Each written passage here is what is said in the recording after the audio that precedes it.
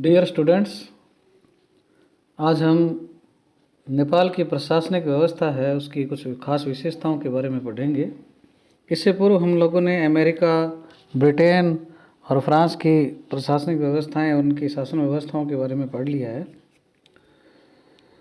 तो नेपाल जो है वो वैसे तो क्या है, कभी भी ब्रिटिश शासन के अधीन नहीं रहा, फिर भी इसकी प्रशासनिक व्यवस्था भारत और ब्रिटेन के लोक प्रशासन से क्या है, काफ़ी मिलती जुलती है। चूँकि भारत व नेपाल का सामाजिक, सांस्कृतिक, आर्थिक परिवेश एक जैसा है तथा सदियों से वैचारिक आदान प्रदान भी रहा है और सन 1951 के दिल्ली सेटलमेंट के पश्चात नेपाल में गठित हुई लोकतांत्रिक व प्रशासनिक संरचनाओं में भारतीय प्रभाव स्पष्ट प्रतीत होता है। इसकी जो विशेषताएं हैं उसको हम क्या है, थोड़ा बिंदुवार देखते हैं। पहली इसकी विशेषता है प्रशासनिक व्यवस्था की एकात्मक शासन। पश्चिम से पूर्व की ओर फैला लंबवत नेपाल एक छोटा सा देश है। यहाँ भारत या अमेरिका की तरह संघीय शासन व्यवस्था नहीं है। यहाँ संपूर्ण देश का प्रशासन संचालित करने के लिए एक ही सरकार होती है। एकात्मक शासन की यह पत्ती फ्रांस और ब्रिटेन के समान है। नेपाल में स्थित सभी प्रशासनिक संगठन केंद्र सरकार के प्रत्यक्ष नियंत्रण में कार्य करते हैं। प्रशासनिक कार्यों को सफलतापूर्वक चलाने के लिए, नियंत्रण व्यवस्था को प्रभावी बनाने के लिए पूरे नेपाल को क्या है, पूर्वी, मध्य, पश्चिमी और सुदूर पश्चिमी क्षेत्रों में क्या है, विभक्त किया गया है। इसके बाद में नेपाल को 14 अंचलों में बांटा गया है, जहां अंचल कार्यालय कार्यरत हैं। अंचलों के पश्चात 34 डिवीज़न है, तो डिवीज़न के बाद में क्या है, जिले हैं, वो 75 हैं। तो इस प्रकार से क्या है, एकात्मक शासन व्यवस्था है। दूसरी खास विशेषता है इसकी केंद्रीय सचिवालय व्यवस्था। नेपाल में सन 1951 में केंद्रीय सचिवालय की स्थापना की गई थी। इससे पूर्व भी राजा को प्रशासनिक सहायता प्रदान करने के लिए कई विभाग व समितियां थी, किंतु उनका विधिवत गठन व वैधानिक आधार सन 1951 के संविधान से शुरू हुआ। मंत्रिपरिषद के मंत्रीगण केंद्रीय सचिवालय के मंत्रालयों के राजनीतिक प्रभारी होते हैं। राजनीतिक मंत्री संबंधित मंत्रालय की नीतियों, कानूनों और योजनाओं के संचालन व प्रशासनिक नियंत्रण के लिए क्या है, जिम्मेदार होते हैं। मंत्री को सहायता व परामर्श प्रदान करने के लिए प्रशासनिक अधिकारी व कर्मचारी होते हैं। प्रत्येक मंत्रालय के अधीन कार्य की प्रकृति के हिसाब से कई कार्यकारी संगठन, आयोग, बोर्ड, संस्थान, समितियां इत्यादि होते हैं। तो भारत के समान ही यहाँ पे भी क्या है, केंद्रीय सचिवालय व्यवस्था है। इसके अलावा कुछ विशिष्ट अभिकरण को भी स्थापित किया गया है, और वो क्या है, संवैधानिक और गैर संवैधानिक दो प्रकार के हैं। अर्थात संवैधानिक वो हैं जिनका संविधान में उल्लेख है, और गैर संवैधानिक वो हैं जिनका संविधान में उल्लेख नहीं है। संवैधानिक संस्थाएं जो हैं उनमें पब्लिक सर्विस कमीशन है, महालेखा परीक्षक है, चुनाव आयोग है, महान्यायवादी जिसका अटॉर्नी जनरल कहते हैं, और न्यायिक परिषद जुडिशियल काउंसिल जिसको कहते हैं अंग्रेजी में, सत्ता दुरुपयोग जांच आयोग है, CIAA commission for investigation of abuse authority, ये भी यहाँ पे एक संवैधानिक संस्था है। गैर संवैधानिक संस्थाएं हैं उसमें क्या, राष्ट्रीय योजना आयोग है, राष्ट्रीय विकास परिषद है, राष्ट्रीय मानवाधिकार आयोग है, लोक प्रशासन संस्थान है, केंद्रीय सांख्यिकी संगठन है, राष्ट्रीय शैक्षणिक समिति है। तो ये कुछ क्या है, उदाहरण हैं गैर संवैधानिक संस्थाओं के। तो यहाँ पे क्या है, संवैधानिक और गैर संवैधानिक प्रकार के क्या है, विशिष्ट अभिकरण या संस्थाएं हैं। इसके पश्चात आता है पंचायत व्यवस्था व स्थानीय प्रशासन। नेपाल एक एकात्मक शासन व्यवस्था वाला देश है, जहाँ एक ही विधायिका, कार्यपालिका व न्यायपालिका राष्ट्र का शासन संचालन करती है। सरकार बहुस्तरीय नहीं है, जैसे हमारे यहाँ राज्य सरकार अलग है, केंद्र की अलग है।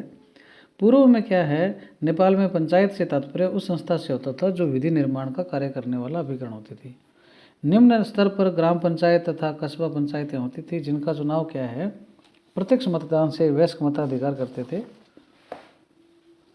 1962 में प्रशासनिक विकेंद्रीकरण आयोग की अनुशंसा पर बने स्थानीय सरकार कानून के द्वारा ग्राम पंचायतों, जिला पंचायतों, अंचल पंचायतों को वैधानिक आधार दिया गया था। स्थानीय सरकार के रूप में इन संस्थाओं को नेपाली प्रशासनिक व्यवस्था का महत्वपूर्ण अंग भी माना जाता था, क्योंकि स्थानीय योजनाओं व नीतियों का क्रियान्वयन यही संस्थाएं करती थी। 1990 के बाद जो संविधान में संशोधन हुआ उसमें क्या, दल विहीन राष्ट्रीय पंचायत व्यवस्था समाप्त हो गई तथा स्थानीय स्वशासन का स्वरूप क्या, बदल दिया गया।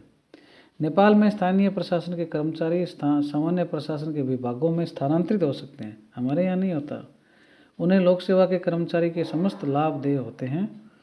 पंचायती राज मंत्रालय इन संस्थाओं को क्या है, नियंत्रित और निर्देशित करता है। तो इस प्रकार से यहाँ पंचायत व्यवस्था व स्थानीय प्रशासन की व्यवस्था है। इसके पश्चात है विकास प्रशासन। सन 1990 के तथा वर्तमान अंतरिम संविधान के नीति निर्देशक तत्वों में राज्य से अपेक्षा की गई है कि वह सामाजिक आर्थिक समानता की स्थापना और राष्ट्र के सर्वांगीण विकास का प्रयास करेगा। अतः नेपाल का वर्तमान प्रशासनिक ढांचा मूलतः विकास प्रशासन का पर्याय है, जो विभिन्न कल्याणकारी कार्यक्रमों के संचालन में क्या है, लगा हुआ है। राष्ट्रीय स्तर पर गठित राष्ट्रीय योजना आयोग, राष्ट्रीय विकास परिषद जो है वो विभिन्न क्षेत्रों में जैसे कृषि है, शिक्षा है, सिंचाई है, स्वास्थ्य है, उद्योग है, परिवहन है, इनकी क्या है योजनाएं बनाता है और उन्हें विभिन्न मंत्रालय क्या करते हैं, लागू करते हैं। संपूर्ण योजना तंत्र को विकेंद्रित स्वरूप प्रदान किया जाता है। प्रशासनिक कार्यों तथा भौगोलिक आधार पर नेपाल क्या है, 5 क्षेत्रों में बंटा हुआ है: पूर्वी, मध्य, पश्चिमी, उत्तरी व सुदूर। नेपाल में क्षेत्र है 5, अंचल 14 हैं, डिवीज़न जो है वो 34 है, जिला जो है वो 75 हैं। और ज़िले में क्या है, मुख्य जिला अधिकारी CDO जो है वो कार्य करता है। अपने यहाँ जैसे कलेक्टर होता है उसी प्रकार वहाँ पर क्या है CD होता है। उसको भी क्या है अनेक कार्यपालक और न्यायिक शक्तियाँ क्या है प्रदान की गई है। इसके पश्चात लोक सेवाओं के बारे में थोड़ा देखते हैं नेपाल की। नेपाल में लोक सेवकों को नरेश अर्थात शासन के अध्यक्ष के प्रसाद पर्यंत लोक सेवा में पदस्थापित रखा जाता है। फिर भी लोक सेवकों को सेवा काल की सुरक्षा संविधान में दी गई है।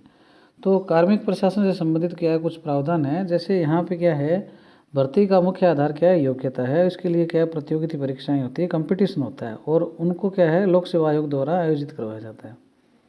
दूसरी खास बात ये है लोक सेवाओं की यहाँ कि सेवा से पहले और सेवा के बाद में क्या प्रशिक्षण सुविधाएँ हैं। इस संबंध में भारतीय लोक प्रशासन संस्थान जो है IIPA नई दिल्ली भी क्या है सहायता करता है। पदोन्नति का आधार जो है योग्यता और वरिष्ठता है, हमारे यहाँ भी ऐसा ही है, सीनियरिटी है और एबिलिटी है। अवकाश है, वेतन के भत्ते हैं, पेंशन है, इन सब में क्या लाभकारी परिवर्तन किए जाते हैं समय समय पर।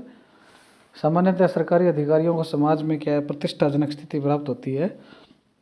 लोक सेवक अनाम अथवा राजनीतिक रूप से तटस्थ रहकर अपना कर्तव्य निर्वाहित करते हैं। भारत की तरह प्रशासनिक अकार्यकुशलता, अकर्मण्यता, भ्रष्टाचार तथा नौकरशाही के दुष्प्रभाव नेपाली प्रशासन में स्पष्ट दिखाई देते हैं।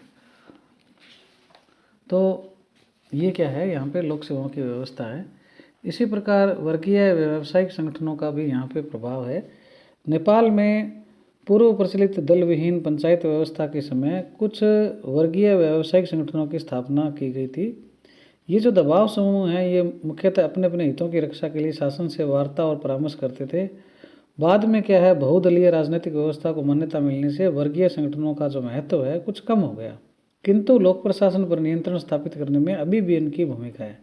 तो कुछ ये संगठन हैं, उनके नाम है जैसे नेपाल भूतपूर्व सैनिक संगठन है, नेपाल श्रमिक संगठन है, नेपाल कृषक संगठन है, नेपाल महिला संगठन, नेपाल युवा संगठन, नेपाल विद्यार्थी संगठन, ऐसे कुछ संगठन हैं।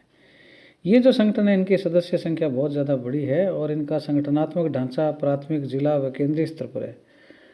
प्रत्येक स्तर का संगठन संबंधित क्षेत्र की शासकीय संरचना से वार्ता कर समस्या का समाधान करता है। राजनीतिक क्षेत्र में इन दबाव समूहों का सशक्त स्थान है। हेनरी एडम कहते हैं कि आधुनिक राजनीतिक मनुष्यों का नहीं अपितु शक्तियों का संघर्ष है। कुल मिलाकर ये जो विशेषताएं हैं इसके आधार पर हम कह सकते हैं कि नेपाल की प्रशासनिक व्यवस्था जो है वो संवैधानिक आदर्शों की प्राप्ति के लिए बनी एक उत्तरदायी व्यवस्था है और वो कल्याणकारी राज्य तथा विकास प्रशासन के लक्ष्यों की प्राप्ति में संलग्न है।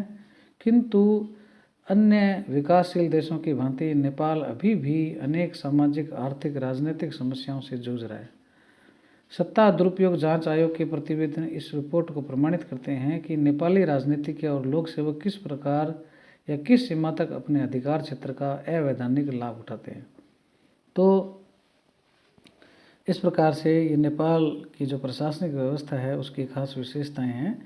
ये कुल 7 विशेषताएं हैं: एकात्मक शासन, केंद्रीय सचिवालय व्यवस्था, विशिष्ट अभिकरणों की स्थापना, पंचायत व्यवस्था व स्थानीय प्रशासन, विकास प्रशासन, लोक सेवाएं, वर्गीय व व्यावसायिक संगठनों का प्रभाव। तो आज इसके साथ ही हमारे क्या है तुलनात्मक लोक प्रशासन का जो ये पेपर है, फर्स्ट पेपर, इसमें जो हम लोगों ने आपके पाठ्यक्रम में क्या है अमेरिका, फ्रांस, ब्रिटेन और नेपाल की क्या है प्रशासनिक व्यवस्था की विशेषताओं के बारे में सिलेबस में था। तो इसके साथ ही हमारा चैप्टर पूरा हो जाता है। इसके बाद में हम क्या है सेकंड पेपर जो है उसको प्रारंभ करेंगे।